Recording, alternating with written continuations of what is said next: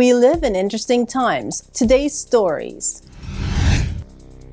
French foreign minister says the European Union is to put mechanism in place to let European citizens leave China. Madagascar flood victims struggle to pick up the pieces. Peru expels 131 Venezuelans with criminal records.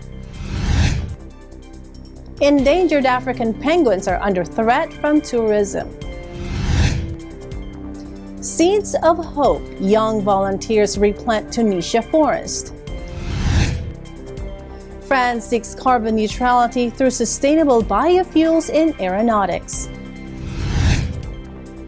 Fans remember Kobe Bryant at the Staples Center. Plus, in Australia, we will learn why Elizabeth Key is a must-see in Perth. This is Eagle News coming to you from Virginia Beach, Virginia, bringing you stories from around the globe. I am Sarah Nachman.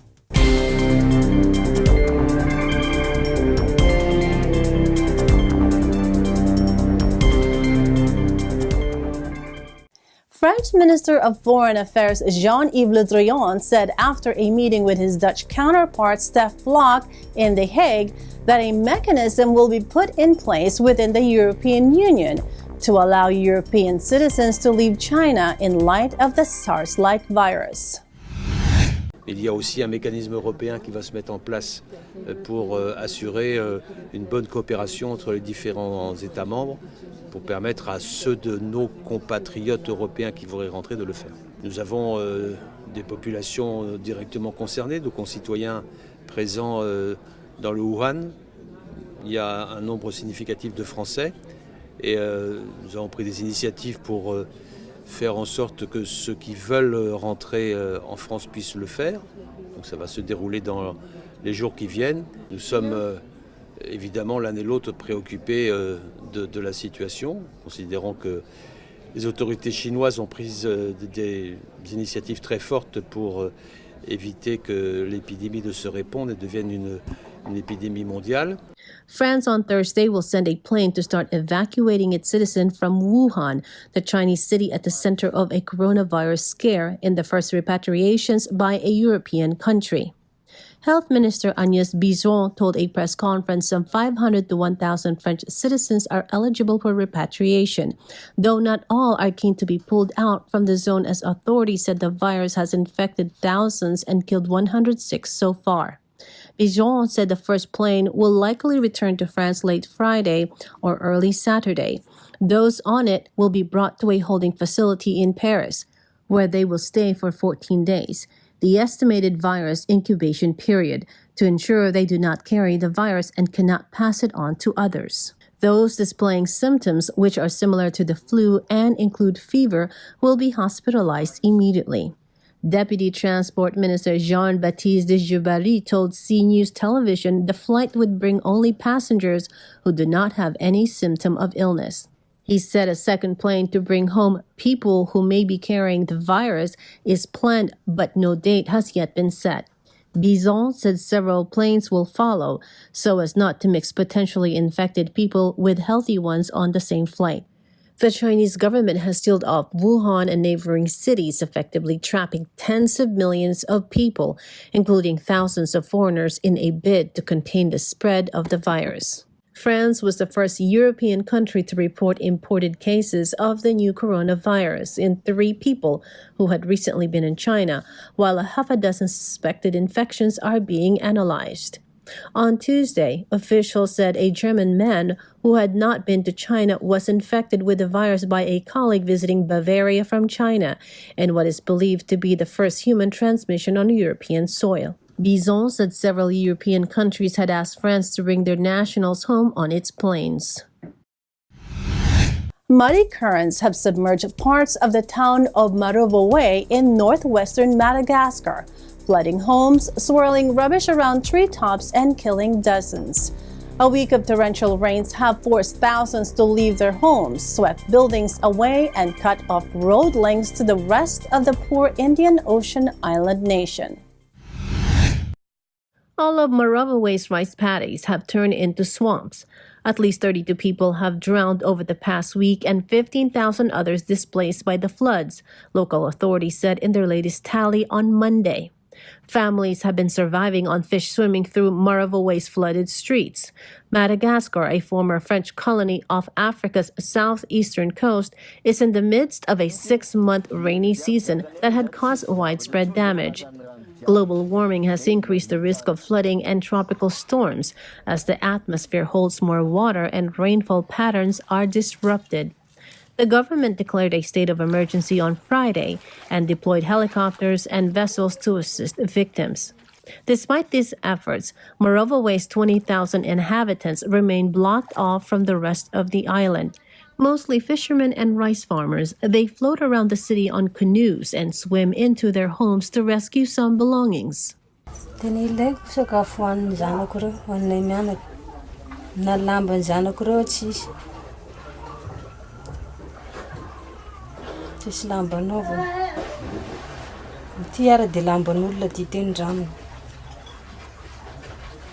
Zay hitany aloha azonao misy zany zay tsy mety mizany eto manko zay fa ny ankizy am-behivavy foana ny any ny alina zay matory eto ro mangalatra zalahy minday lakana mandeha ty zay hitandreo hoe mety vavahady vola dia efa ataondreo zay alaindreo iny zay le izy.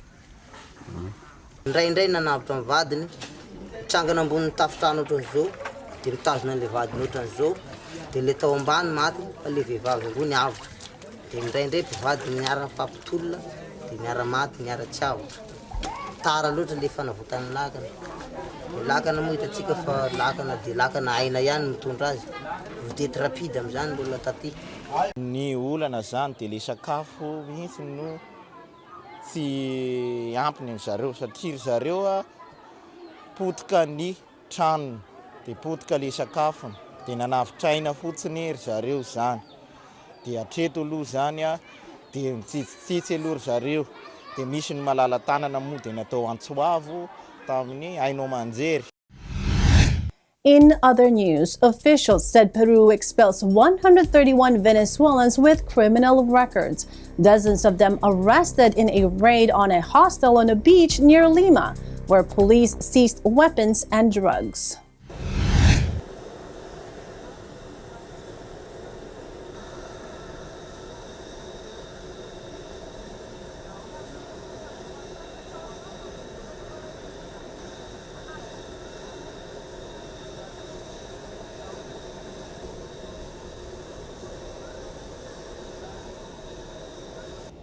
Algunos tienen registros de estar purgando prisión en Venezuela, pero están en el país. El gobierno está impulsando esta política de separar, de expulsar a estos malos venezolanos y así atacamos la xenofobia y la estigmatización por la acción de sus connacionales que han venido a delinquir al país. Y estamos enfocando el trabajo policial precisamente para combatir como blanco a los delincuentes, no a la comunidad de inmigrantes venezolanos.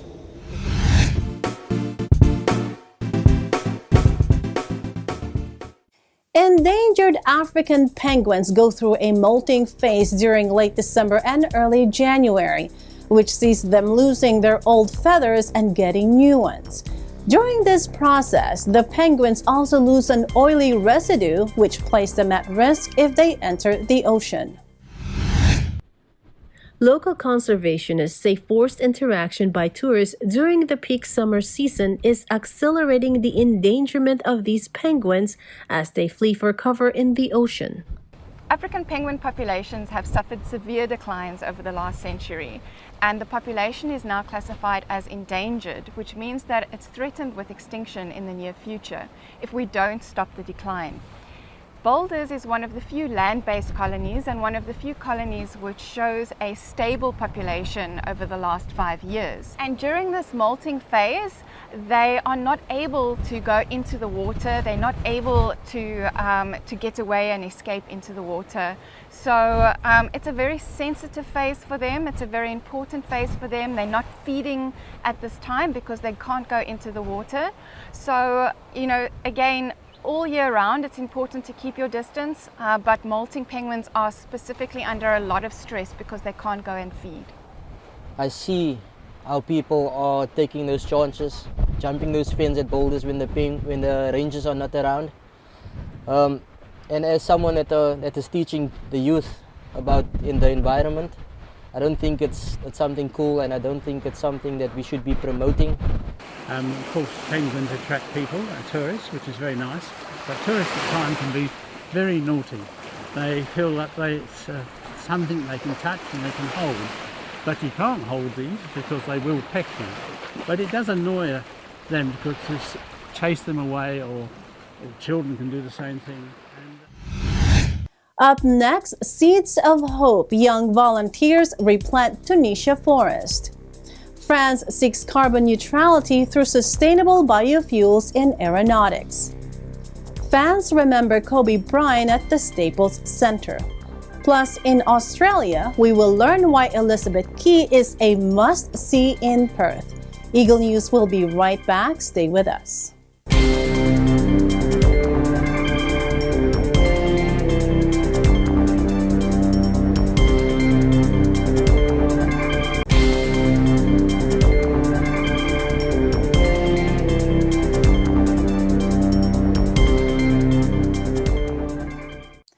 Hello and welcome back. This is Eagle News coming to you from Virginia Beach, Virginia. Around 40 young Tunisian volunteers gather on a bare hill in the central region of Siliana. Their weekend mission? Revive a burnt forest by planting Aleppo pine shoots.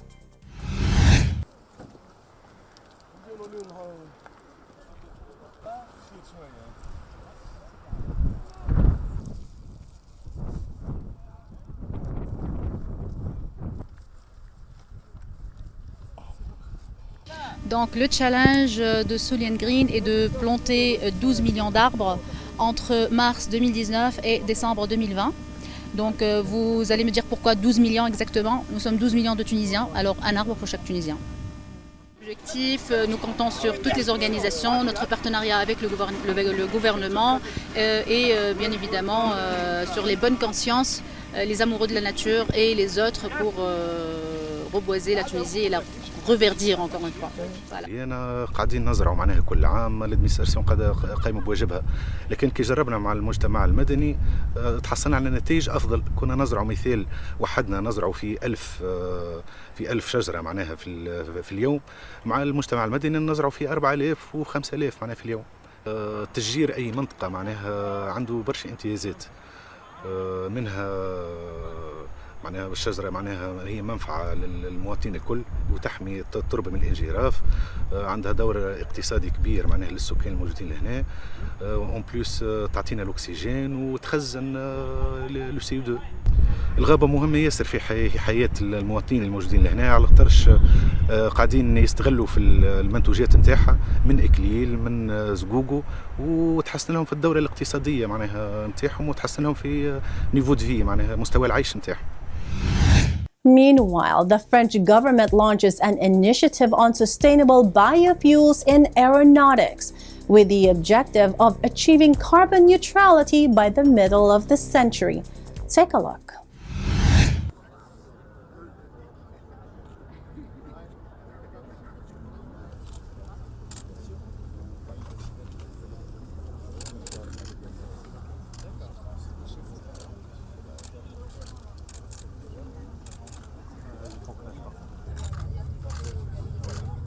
Ce sens de l'urgence, nos concitoyens le partagent, ils attendent des actes. Certains se posent même la question de ne plus prendre l'avion et nous devons collectivement entendre cette remise en cause.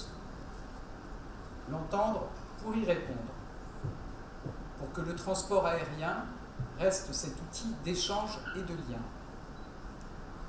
Nous devons donc ensemble accélérer la transition énergétique de l'aérien pour qu'il contribue pleinement à atteindre la neutralité carbone au milieu du siècle. Je suis convaincu que la révolution environnementale fait partie du destin de l'aviation, car elle répond à son ADN et l'histoire récente nous a montré à quel point l'aéronautique, confrontée à des défis, sait inventer vite, quitte à se réinventer.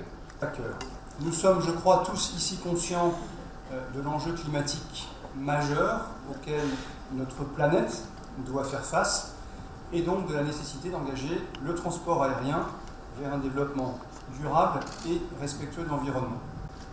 Et pour parvenir à une aviation décarbonée, nous avons besoin d'un effort collectif.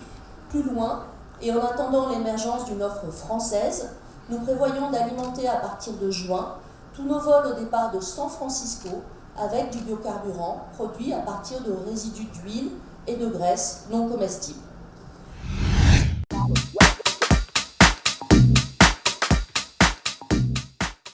Days after basketball legend Kobe Bryant's tragic death in a helicopter crash, fans are still in shock and devastated. Hundreds of them gathered in places that somehow have a connection to the 41-year-old sports icon. Eagle News correspondent Ken Cruz takes us to the Staples Center, Bryant's home court during his NBA career. Eagle News, Ken Cruz here. I'm actually here in downtown Los Angeles at LA Live, across from the Staples Center, where thousands and thousands of Lakers fans Kobe fans have gathered to pay their respects to the late Kobe Bryant and his daughter, Gianna. I've been here in the Staples Center covering for Eagle News so many times for Laker games, including Kobe's jersey retirement, and you know, during all those times, everyone here is extremely happy, joyous, and this is quite the opposite of that. And it's just tough. I mean, I'm 31 years old, and when Kobe came into the league in 1996, I was 8, and so I grew up to Kobe as a boy, as a teenager, and even as a man for his 20 years in the NBA, and so he's my hero, and this has been a huge loss, not just for me, but obviously for the city of LA, and it seems like the world in general. This has been tough news, and respects to the family. For Eagle News, Ken Cruz, always 1/25. Thanks, Ken. Now let's head over to the land down under and visit Elizabeth Quay and discover why it is one of the must-see in Perth, Australia. Eagle News correspondent Charmy Quero with the details. Elizabeth Quay is the place to be, see and do in Perth. This Lamont waterfront entertainment and leisure precinct offers something for everyone. Elizabeth Quay is transforming the foreshore into a free playground for all ages to enjoy the city's active lifestyle, abundant sunshine, amazing views, alfresco dining, outdoor markets, and lively festival scene. Elizabeth Quay is an exciting new waterfront precinct on the banks of the Swan River, the place to see and be seen in Perth. Here you'll find the island playground, the BHP Billiton Water Park, public artwork, promenades, open spaces, and a range of bars and restaurants. Other activities to be enjoyed in the area include segways, Little Ferry Cove, gondola on the Swan, or just take a leisurely stroll alongside the river or stop for a selfie on the bridge. There's also 24 short-term public boat moorings available. Entertainment takes place on a regular basis at points around Elizabeth Quay. It's also easily accessible by public transport, a short walk from the Elizabeth Quay train and bus port. A range of scenic river cruises sail tourists and locals from Barrack Street Jetty to the Swan Valley, Fremantle, and Rottnest Island. Elizabeth Quay is a vibrant destination with activities for people of all ages at all times, with plenty to see and do, operating all year round. If you happen to visit Perth, make sure to visit Elizabeth Quay, must see in your travel's list. Reporting from Perth, Western Australia, this is Charmy Quero, and I'm 1/25. Thanks, Charmy. That is today's Eagle News. Join us again tomorrow for stories that matter to you. Visit our websites at eaglenews.net and eaglenewslive.com. Follow us on Twitter at twitter.com/Eagle News and on Facebook at facebook.com/Eagle News. Thank you for watching. I am Sarah Nachman and I am 1 with 25.